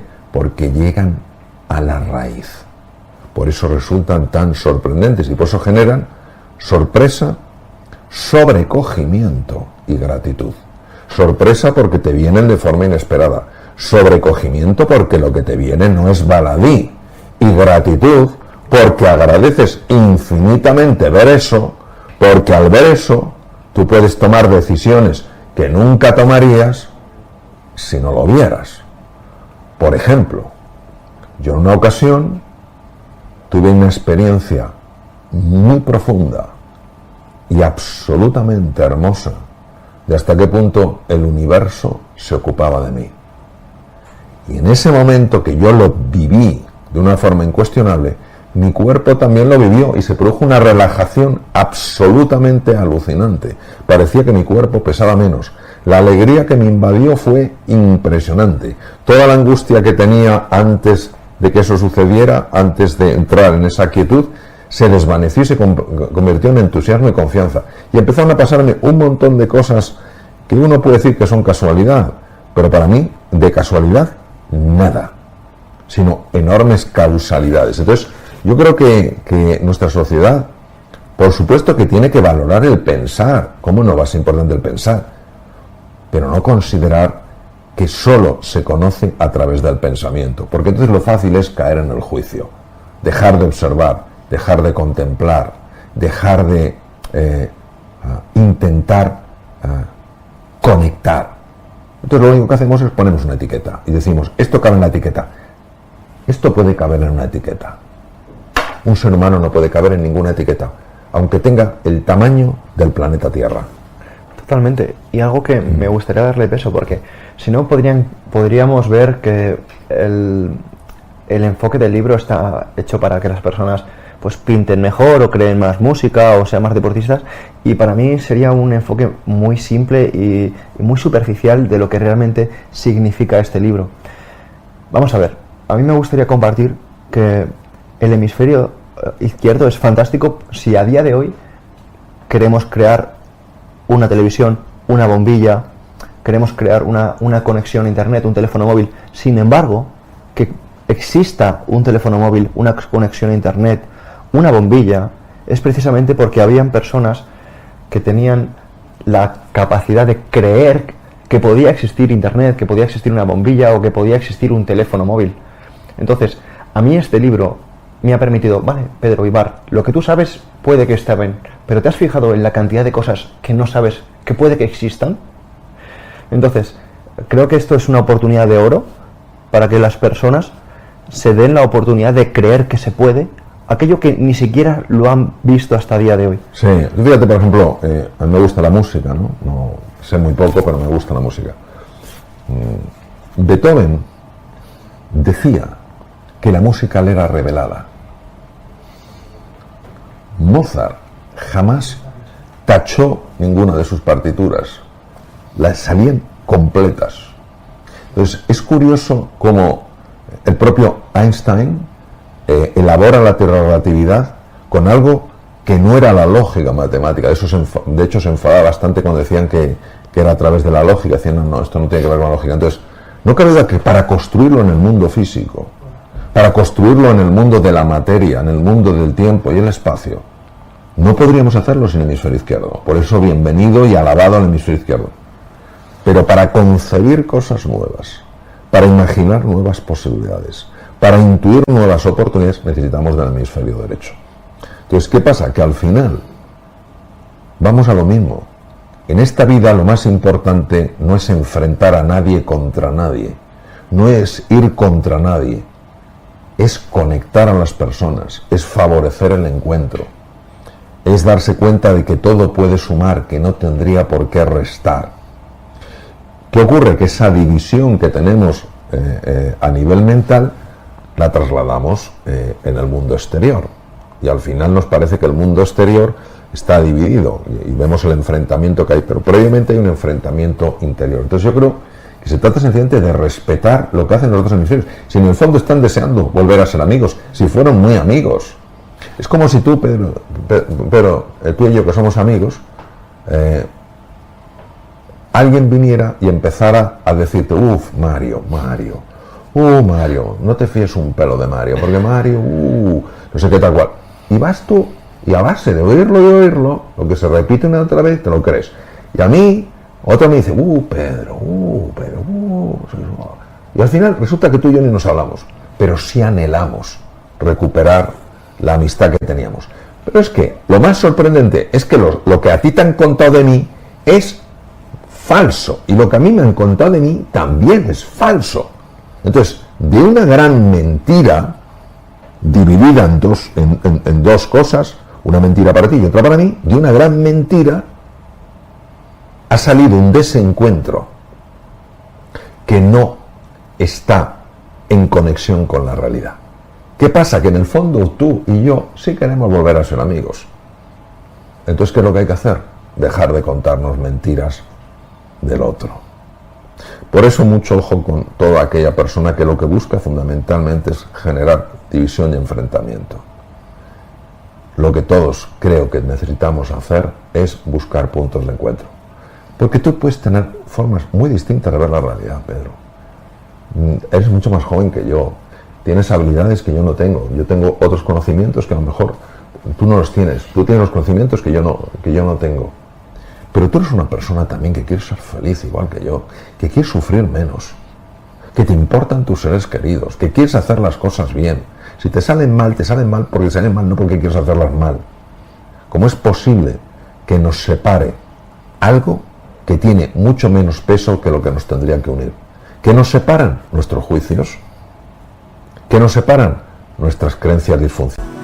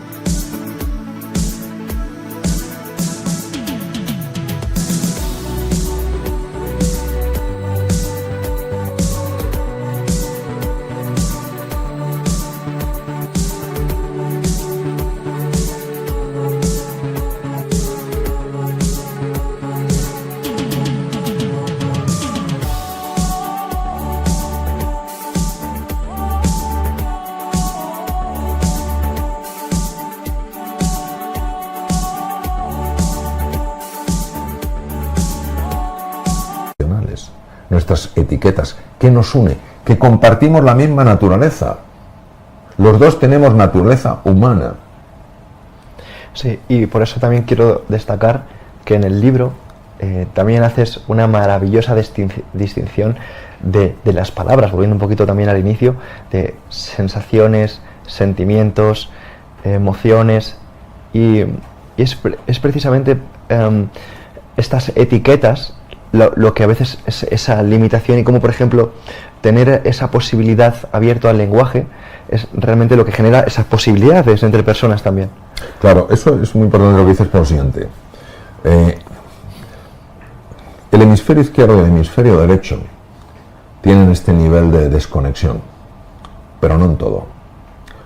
Vamos a suponer, ¿tú sabes la diferencia entre la cereza y la picota? Creo que sí, pero mejor que la explique.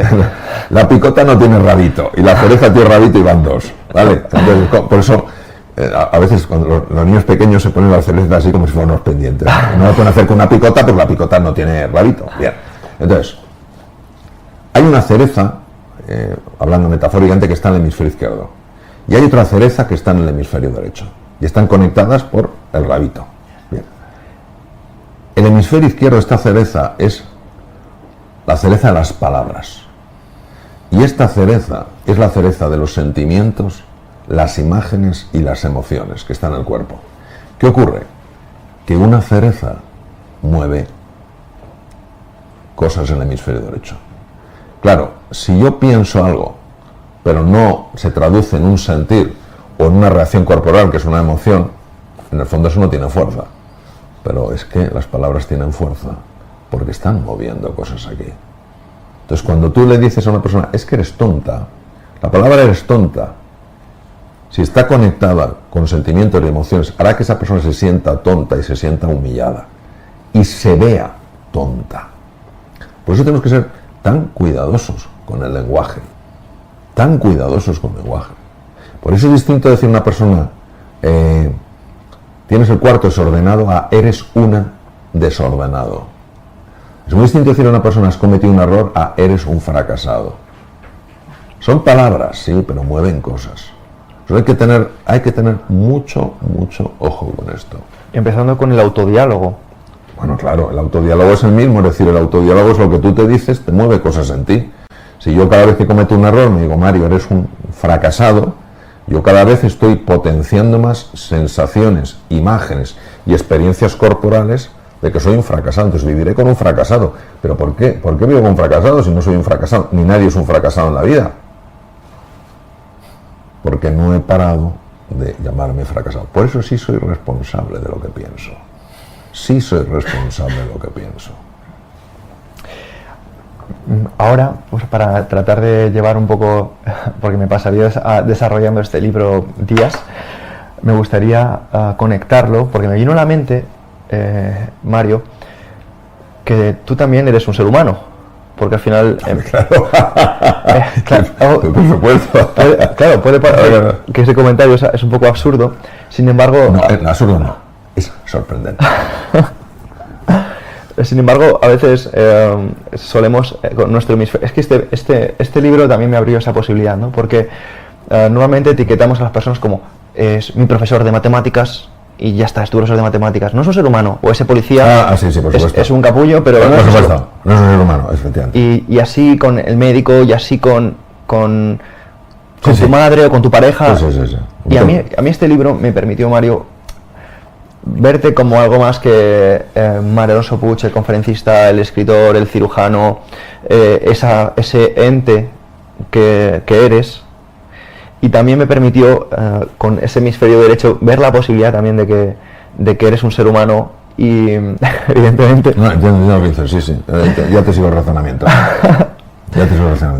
Y entenderte, ¿no? Y ver que, por ejemplo, con El Guardián de la Verdad, que es un libro maravilloso, que de verdad me obsequiaste, y para mí es un libro súper especial, y cuando lo leí dije, esto no tiene nada que ver con los libros de Mario, y vi que es un libro que estaba enfocado en la creatividad, en la imaginación, en todos estos rincones que se crearon en mi cabeza, encima tratando la antigua Grecia y los soldados y los espartanos y las batallas y el bien y el mal.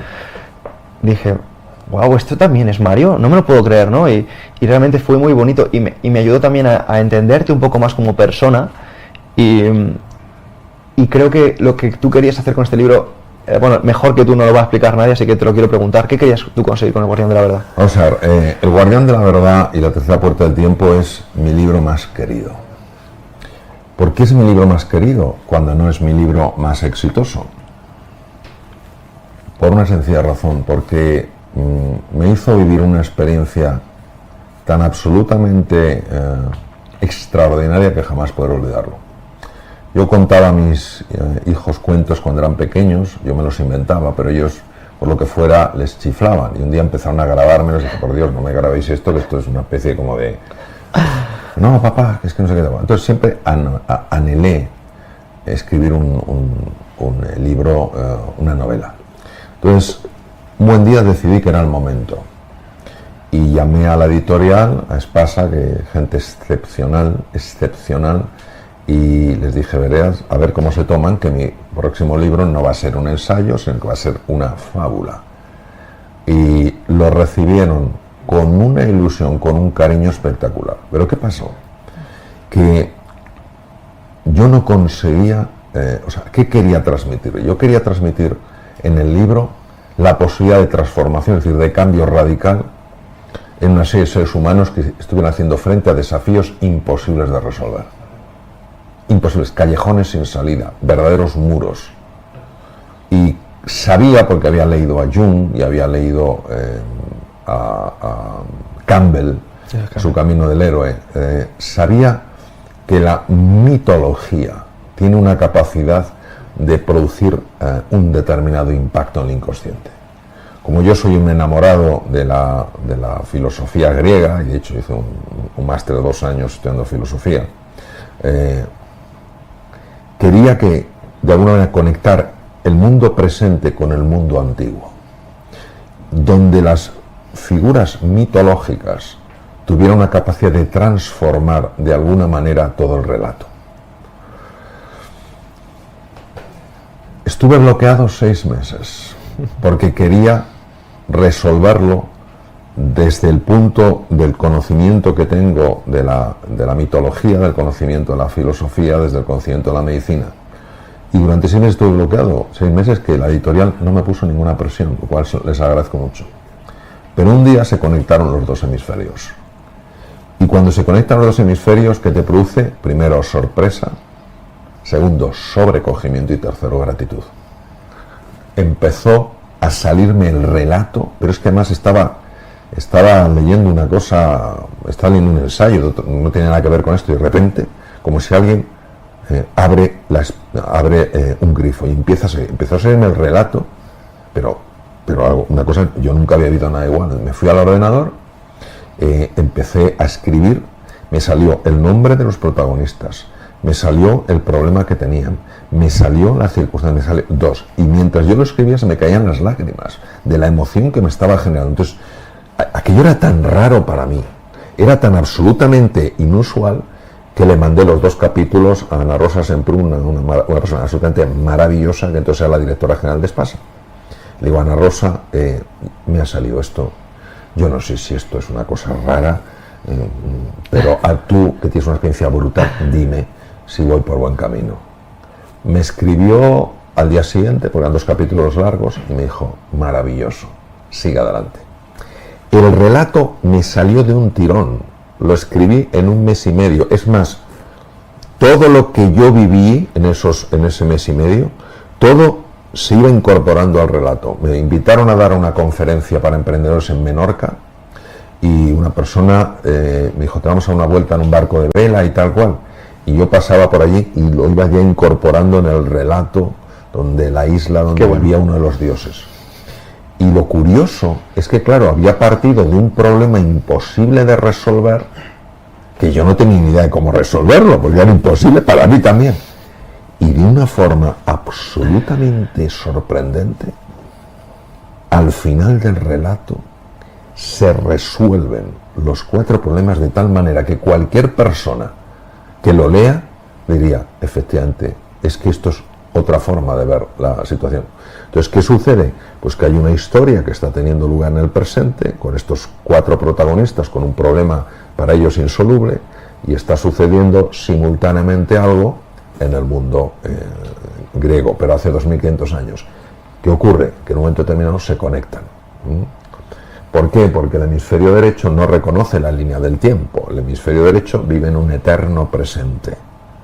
Entonces vamos avanzando del hemisferio izquierdo, pero yo también en el relato, o sea, por eso me impactó tanto. Yo fui avanzando en el hemisferio izquierdo y pasé luego con la rueda cuando se conectaron los dos. Pues igual, aquí empiezan en su situación súper complicada, en sus quehaceres diarios, y empieza a pasar algo y todo se conecta de una manera que produce sorpresa, sobrecogimiento y gratitud. Entonces, en ese sentido, es curioso. De hecho, fíjate, este libro se puso en las librerías en la sección de novelas. Y claro, mucha gente se quedaba desconcertada al verme escribir una novela, porque todo el mundo está acostumbrado a ver ensayos. Pero fue encontrando sus canales. Y empezaron a escribir muchas personas diciendo hasta qué punto la lectura de este libro les había transformado la vida, ¿no? Pues es un libro que tal vez por la forma tan sorprendente en la que emergió, y que me hizo vivir cosas tan absolutamente alucinantes que en mi propia casa, o sea, yo me levantaba por las mañanas diciendo, a ver lo que pasa. Pero bueno, si lo estaba escribiendo yo. Pero digo, a ver lo que pasa, porque la sensación que tenía es que me era dictado, ¿sabes? Y cuando me acostaba por la noche durante ese mes y medio, dije, a ver lo que sucede mañana. Entonces, una vez, obviamente salvando las distancias, Alejandro Dumas le abrió la puerta a un amigo y el amigo vio que Alejandro Dumas estaba llorando. Dice, ¿qué ha pasado? Dice que la condesa tal ha muerto. Un personaje de su obra. Ha muerto. O sea, voy a hacer que muera. No. Hasta él mismo le sobrecogió que moría. Entonces, por eso te quiero decir que estas cosas, cuando tú las vives, es que te producen un cambio en la raíz, una transformación, porque te das cuenta del potencial dormido que tenemos todos, porque esto no es Mario, esto es Pedro, Isabel, Elena, Joaquín, Mario, todos tenemos esto, pero está tapado. Es formidable y desde aquí quiero que las personas que todavía no lo hayan leído le den una oportunidad, da igual la edad que tengas. De hecho, si eres más jovencito te va a sorprender de lo fácil que se lee, y de hecho creo que es el más fácil de leer que tienes, y eso que tus libros, he de decir que para los temas en los que tratas son realmente asequibles, o sea, quiero decir que no utilizas un lenguaje, más allá de que sí que utilizas términos técnicos o hablas de temas técnicos, o sea, algo que como escritor también te quiero felicitar, dar la enhorabuena, consigues aterrizar temas que son muy complejos al científico o médico. Bueno, ten en cuenta que aunque este libro me salió el libro entero durante un mes y medio, o sea, me salió en un mes y medio, yo estuve haciendo retoques para irlo durante muchos meses para quitarle alguna arista, ¿no? Y luego pusieron en la editorial otras cosas que les tengo que agradecer a una doctora en historia antigua por el tema de la mitología, para asegurarse que era correcto. Me hace mucha ilusión, tal vez es un gesto de arrogancia, que se me perdone, que solo me corrigió una cosa de uno de los dioses. Porque había dos versiones, ella me puso las dos. Respecto, por ejemplo, Resetea tu mente. Resetea tu mente, como yo sabía que era un libro de especial complejidad y me llevó mucho tiempo escribirlo, pedí a la editorial que hablaran con un artista para que hiciera dibujos que lo explicaran. Y yo le mandé los bocetos de los dibujos, ella los fue creando, y yo a algunos les decía, este está bien, o este hay que corregirlo, etcétera, para hacerlo mucho más llevadero. Es decir, la preparación de un libro, o sea, a mí no me sale como a Beethoven o como a Mozart las cosas de un tirón. O sea, sí me salió de un tirón la historia. Este libro requirió muchos meses para irlo afinando, para irlo haciendo cada vez más amable en su lectura. Lo mismo, este libro es diferente porque tiene mucho más componente científico, aunque aquí hay un componente científico de la medicina griega antigua, y sobre todo unos protagonistas, el gran médico Hipócrates, el padre de la medicina griega, pero te piden mucha reflexión y sobre todo pulirlo mucho para que no tenga aristas. Yo quiero que esto lo entienda un niño de 7 años, porque los niños de 7 años son muy inteligentes, y los de 6 o de 5, todo el mundo es muy inteligente. Tienes que explicarle las cosas que, aunque sean profundas, no sean oscuras. que sean sencillas, no son simples. Ninguno de estos libros es simple, es sencillo. Pero para que tenga profundidad, para que cale, para que llegue, para que se integre, para que se pueda absorber, tienes que hacer ese trabajo de preparación.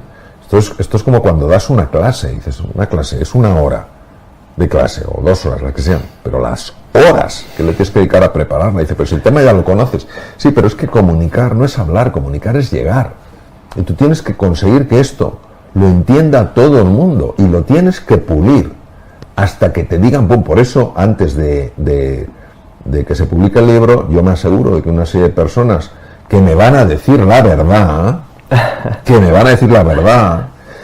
me digan, no, Mario, se entiende perfectamente, me ha encantado, entonces lo lanzo. Si me dicen, es que este capítulo no hay quien lo entienda, para mí puede ser clarísimo, pero es que me dedico a eso, no tiene mérito.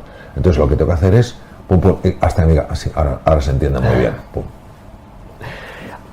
Precisamente justo que quiero ir terminando este conversaciones con Mario con algo que es muy importante, porque has hablado de la preparación y has hablado de que ahora puede parecer muy fácil, ¿no? Como que de repente todo llega y llega a tu mente, todo en tu cabeza.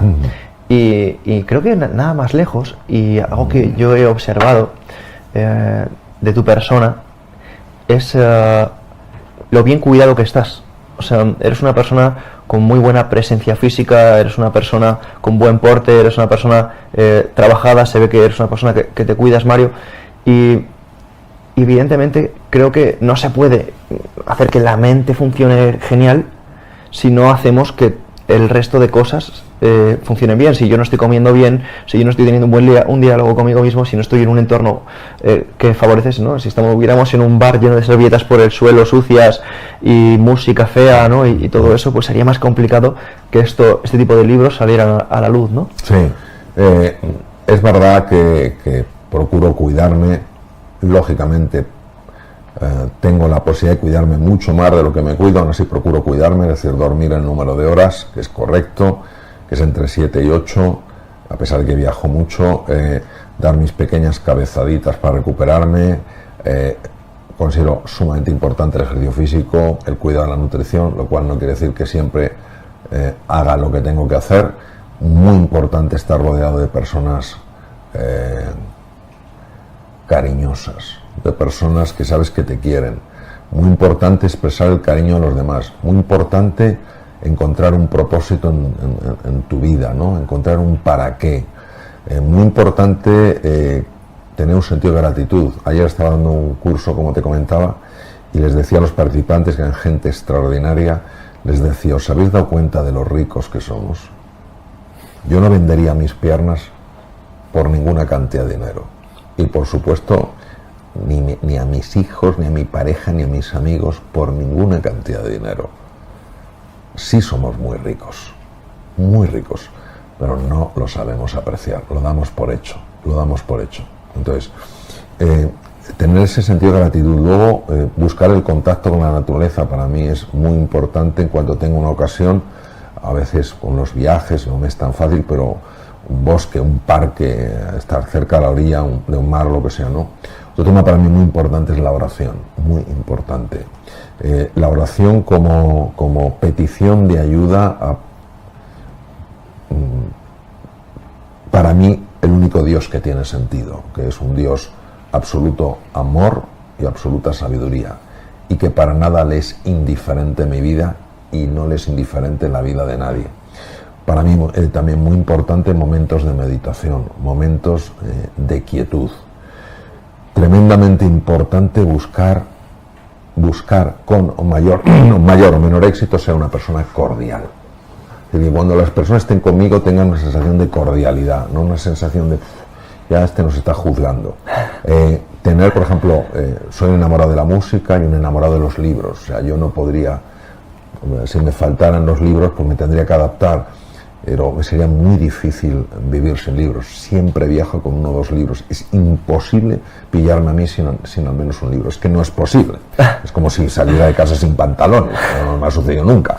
Entonces, procurar tener ese sentido, esa curiosidad, ¿no? Entonces, todo eso me ayuda, ¿no? Todo eso me ayuda. Y se nota, y de hecho algo que siempre me ha encantado de ti, Mario, es que le has dado mucho peso a eso en tus conferencias, en tus libros. Creo que al final las personas olvidan que eso es muy importante, ¿no? Es como decía Confucio, si sabes lo que debes hacer y no lo haces, estás peor que antes. Y eso es, sí, sí. Y precisamente es que es algo que dices una y otra, y no solo lo dices con palabras, lo dices con tu ejemplo, lo dices con tu postura, con el tono de tu voz, con tu forma de transmitir. Y me gustaría que le dieras un poquito de peso, una vez más, porque ya sería la millonésima, a las personas que estén en este episodio de Conversaciones con Mario, cómo afecta nuestra postura, nuestra respiración, sí. a nuestra relación con el entorno. Sí, claro, claro, sí. Entonces, vamos a ver. La postura, nuestra postura corporal.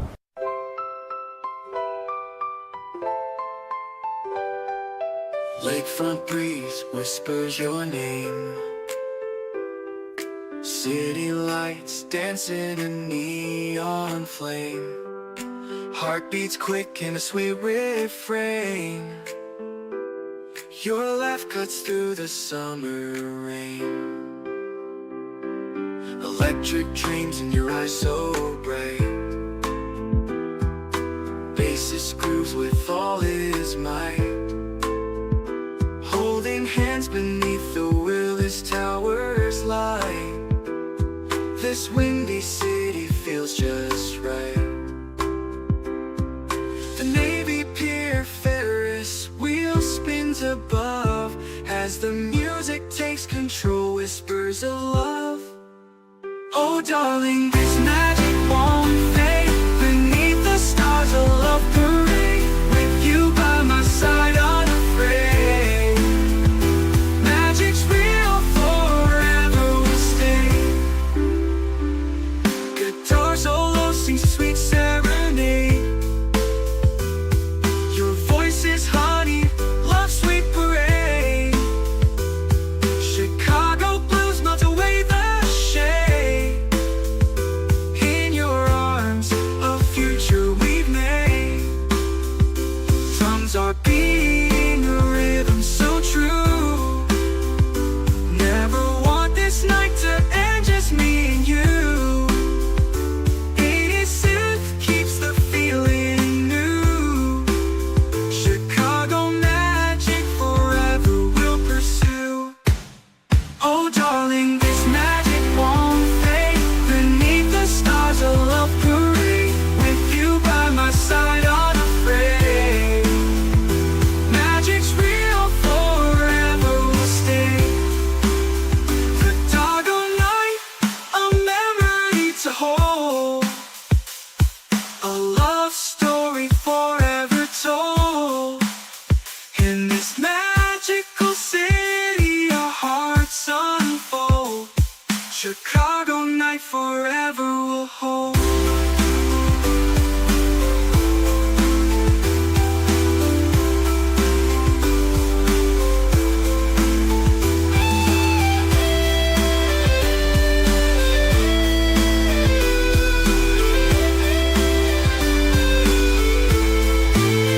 Oh darling, this magic won't fade. Beneath the stars a love parade. With you by my side unafraid.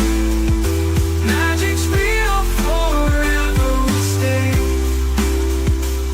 Chicago night forever will hold.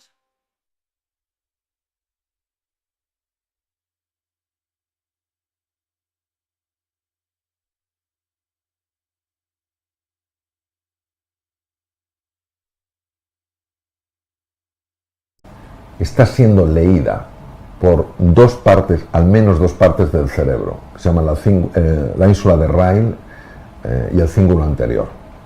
Y la postura de nuestro cuerpo está impactando en estos mapas de los sentimientos de tal manera que ellos, estos mapas, favorecen que tenga unos sentimientos que sean acordes con la postura. Por eso, cuando una persona tiene los hombros caídos, la mirada gacha, el cuerpo arrugado, Los sentimientos que acompañan son sentimientos de frustración, de impotencia, de tristeza, de desesperanza. Cuando una persona toma una postura épica, cuando una persona realmente el pecho expandido, hombros atrás, bien afianzado en la tierra, cabeza apuntando al cielo, esos mismos mapas de los sentimientos, el cíngulo anterior y la Insular Night, lo están leyendo y generan estas emociones. Me sorprendió cuando no hace mucho en la Harvard Business School, porque es una escuela de business, psicólogos de la universidad, psicólogos de la escuela, empezaron a estudiar la postura y se quedaron sorprendidos al ver cómo producía fluctuaciones en hormonas, el cambio de postura, cómo dejar los hombros caídos, el cuerpo hundido, produce una liberación de cortisol. Cortisol es la hormona del miedo. Llevo años hablando del cortisol para prevenir, porque hay una enorme epidemia de cortisol en nuestra sociedad. Entonces, y cómo realmente cuando tú tomas esa postura épica, una postura mucho más de la persona que dice, yo puedo hacer frente a los desafíos, el cortisol empieza a bajar de una forma radical y empiezan a subir otras hormonas que están asociadas con la confianza, con enfocarte en las cosas. Entonces, la postura es sumamente importante y me gustaría contar, por ejemplo, un caso, sobre todo tú que trabajas también el tema de la postura, Pedro. Hubo un actor que se llamaba Alexander, un actor especializado en Shakespeare, y era un hombre muy conocido si no recuerdo mal, era de Nueva Zelanda. Pues un buen día se quedó sin voz. Hoy ando yo con un poco ronquera porque llevo unos días hablando sin parar, pero bueno, él se quedó sin voz. Imaginaos para un actor quedarse sin voz. Y fue a los otorrinos que le vieran y no veían la razón de la pérdida de voz. Y un día pasó delante de un espejo, lo que es cuando el hemisferio derecho ve cosas que el hemisferio izquierdo no entiende. Pasó al lado de un espejo y vio que lo que aparecía en el espejo, o sea, la postura era distinta de la sensación que él tenía. Él tiene sensación, imagínate que iba así, la sensación postural, somática, propioceptiva, que iba así, y cuando vio un espejo estaba así, y se quedó tan alucinado que dijo, ¿tendrá esto que ver algo con mi voz? Y empezó a poner espejos por toda su casa. Cuando se lavaba los dientes, todo espejos. Y empezó a ajustar en el espejo la postura que él quería tener, que no era la que sentía que tenía. Bueno, no solo corrigió por completo la postura, sino que volvió a tener una voz mejor que la de antes. Y para que, esto es una tontería, bueno, pues la Sociedad Médica de Inglaterra, que era de lo más puritano, le invitaron para explicarlo. Es el método Alexander. Pues para darle todavía más peso, nosotros desde la programación neuromotriz precisamente lo que hacemos es buscamos evidencia de todo tipo de esto. Y curiosamente Amy Cuddy, que también es profesora de Harvard, sí, es la que investigó esto, sí. Exactamente. Esta mujer lo que hace es explicar la posición de Wonder Woman y cómo, por ejemplo, esto baja nuestros niveles de cortisol, cómo nos ayuda a la autorregulación, a la homeostasis que de forma natural alcanza nuestro cuerpo cuando estamos presentes. Y algo que también se está llevando cada día más presente, y es algo que algunos se van a llevar las manos a la cabeza de lo básico que es la respiración. Bueno, es que me había preguntado respiración. Vamos a ver. Nosotros tenemos 3 tipos de músculos en la respiración: el diafragma, los intercostales y los músculos del cuello. Es a veces muy triste. Yo recuerdo en mi época clínica cuando había personas con enfisema pulmonar que no tienen prácticamente alvéolos y tiraban de todos los músculos, incluso los del cuello, para poder tirar de los ápex pulmonares, ¿no? Entonces, es curioso que el único músculo que la literatura hindú conoce como músculo sagrado es el diafragma. Es la bóveda que separa el tórax del abdomen. Tiene un control somático directo, yo puedo moverlo, pero obviamente también un control inconsciente porque durante la noche yo no estoy pensando cómo respirar. Es fascinante porque la serenidad, la calma está asociada con el movimiento del diafragma. Mientras que cuando uno lo que está moviendo fundamentalmente son los intercostales, son los cuadros de ansiedad. Los cuadros de ansiedad se asocian a un bloqueo del diafragma y a una hiperactividad de los intercostales. Entonces, la musculatura no solamente en sí es que tiene un impacto, es que obviamente la respiración tiene cosas que incluso se nos escapan.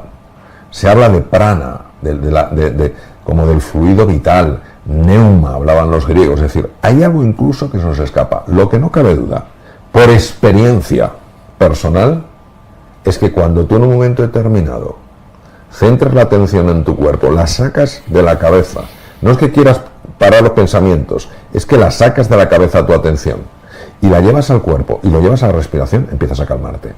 Totalmente, y de hecho cada día se utiliza más en algo que es muy cotidiano, sobre todo las matronas y las personas que trabajan claro, por supuesto, en los partos, la gestión de la respiración de estas personas. Claro que sí, claro que sí. Y otro tema que me gustaría es hablar de que esto no es algo consciente inconsciente, sino que es ambas. Es ambas, claro, ¿no? Nosotros, por ejemplo, en la programación neuromotriz, lo que tratamos de hacer para que las personas lo entiendan de una forma muy sencilla es que entiendan que todo lo que hacemos es entrenamiento. Claro. Entonces, no es el hecho de voy al gimnasio y mi cuerpo se está poniendo fuerte. No, es que si alguien ha estado pendiente, por ejemplo, del vídeo, observará que la postura del doctor Mario Alonso Puig es impecable. Cualquiera que le vea en sus conferencias verá que su postura es impecable. Eso no significa que Mario esté así únicamente porque él haga ejercicio o porque él entrene, sino porque él ha llevado a su cerebro, a través de esa consciencia, a trabajar su postura, a ser consciente, como has hablado antes de Alexander, ¿no? De ese espejo, uy, qué postura tengo, ¿no? Y evidentemente tiene un componente genético, porque hay una escuela que es la escuela GDS, que viene de Gobdelit Denis Striff, que es una escuela francesa que proviene de la medicina china, que estudiándole pues diría que usted es una cadena PA-PM, que significa que es de posterior anterior, que se desarrolla desde la elongación axial, no desde aquí, sino desde la base del cráneo, elongando el cuerpo. También vemos cómo no solo se queda desde la base del cráneo, sino también la tiene desde su sacro. Usted tiene esa posición que evidentemente está generando una respuesta distinta al entorno que si no estuviéramos en esta posición y nos dejáramos vencer de una forma pasiva de la gravedad. Sí, y me parece importantísimo lo que dice. Bueno, gracias por decir eso. Yo creo que has sido muy generoso en tu descripción de mi postura. Bueno, pero ahora, es cierto que yo constantemente estoy monitorizando mi postura, porque es lo importante que es. Pero fíjate, al monitorizar la postura ya no estás en la cabeza, ya estás en el presente. Sublime. Ya estás en el presente. Entonces, si estás en el presente, estás activando la red ejecutiva central del cerebro. ¿Qué te permite? Estar más sano, te permite captar mejor lo que te ofrece la realidad. Si estás ahí dando vueltas a la cabeza, entonces no estás monitorizando la postura. Entonces llega un momento, cuando yo empecé a hacerlo, pues claro, tienes que estar muy pendiente, ¿no? Pero llega un momento en que es muy automático y es muy agradable. Es tremendamente agradable porque te da es muy curioso, te da una sensación, ¿cómo te diría yo? Te da una sensación de confianza tremendamente útil en la vida. Te da una sensación de confianza. Creo que el cuerpo es el gran olvidado. Sí, creo que el cuerpo es el gran olvidado. La cabeza se ha creído, nuestra forma de pensar, se ha creído que el cuerpo está para pasearla. El cuerpo es el gran olvidado. O sea, bueno, hay que hacer ejercicio para estar cachas, hay que hacer ejercicio para estar guapo, hay que hacer ejercicio para proteger el corazón. Hay que hacer ejercicio para estar bien, pero un bien en mayúsculas. No solo por tu corazón, que qué belleza el corazón. No solo por tu páncreas, qué belleza, porque favoreces el metabolismo y ayudas al páncreas para que le sea más fácil la regulación de la glucosa. No solo es bueno para el cerebro porque se forman nuevas conexiones, es que es bueno para estar bien. Un bien en mayúsculas, un bien a gusto en tu piel, a gusto con la vida. Y claro, hay que recuperar ese valor del cuerpo, que para mí es el gran olvidado. O sea, le damos mucho peso a la cabeza, lo que piensa, lo que sabe este tío, no sé qué, el resto parece que no cuenta. Que sí cuenta, que cuenta mucho. Entonces, bueno, me parece que en la medida de nuestras posibilidades poner en valor lo que es valioso, creo que merece la pena. Sin ninguna duda. Y Mario, de verdad que decir que el cuerpo es ese gran olvidado, expresarlo como lo has expresado, me parece la mejor forma de terminar esta conversación con Mario, que yo sinceramente lo hago por usted, porque usted, o sea, yo le tendría aquí todo el día haciéndole preguntas y hablando de distintos temas. Los dos tenemos que viajar hoy. Así que de verdad, muchísimas gracias por este ratito, por este espacio. Ha sido un auténtico placer este ratito. Igualmente, Pedro. Y enhorabuena por tu trabajo, por tus libros, por todo. Para mí también ha sido una delicia. Gracias de corazón. Cuídate mucho. Nos vemos.